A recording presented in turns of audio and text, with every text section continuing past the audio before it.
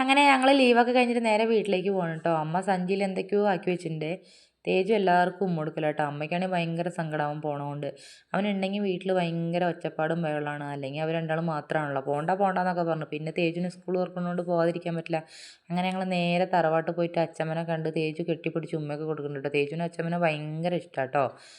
പിന്നെ അതൊക്കെ കഴിഞ്ഞിട്ട് ഞങ്ങൾ 3 പേരും ഇറങ്ങിയിട്ട് അച്ഛനാണ് കേട്ടോ സ്ഥിരമായിട്ട് ഞങ്ങളെ കൊണ്ടുവിടാറ്. പിന്നെ ഞങ്ങളെ വീട് കുറച്ച് താഴെ ആയതുകൊണ്ട് ഇങ്ങനെ കയറ്റം കയറി പോകണം കേട്ടോ. ചായച്ചെടി കൂടെ ഇങ്ങനെ നടന്ന് നടന്ന് പോകണം. അച്ഛനും തേജുവിനും ഒരു കുഴപ്പമില്ല കേട്ടോ. അവർ അടിപ്പാടി അങ്ങ് പോകുന്നുണ്ട്. എനിക്കാണെങ്കിൽ ഇങ്ങോട്ട് വരാത്തതുകൊണ്ട് കയറ്റം കയറാനേ പറ്റുന്നില്ല കേട്ടോ.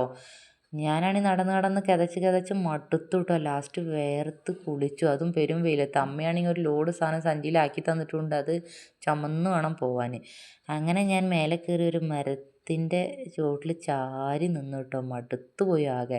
നമ്മളെ വീടിൻ്റെ താഴെ നിന്ന് വണ്ടി വരും കേട്ടോ. മേലെ കയറി നിൽക്കണം കേട്ടോ. പിന്നെ അച്ഛനൊരു ഓട്ടോ വിളിച്ച് അങ്ങനെ ഓട്ടോ കയറി നിന്നപ്പോൾ സമാധാനമായിട്ടോ.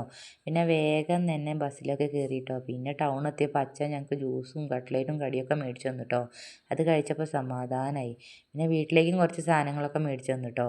പിന്നെ അങ്ങനെ ഞങ്ങൾ നേരെ വീട്ടിലേക്ക് വന്നു. അപ്പോൾ അത്രയേ ഉള്ളൂ. അടുത്ത വീഡിയോയിൽ കാണാം.